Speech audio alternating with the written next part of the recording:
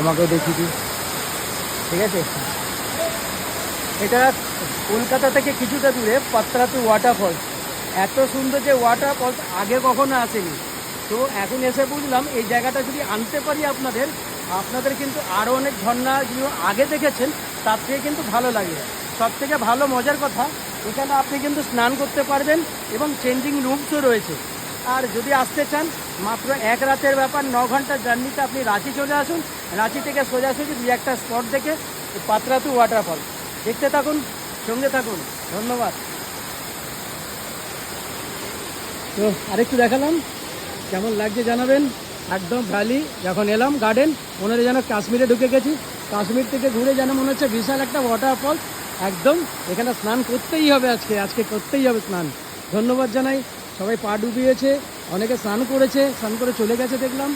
সঙ্গে থাকুন।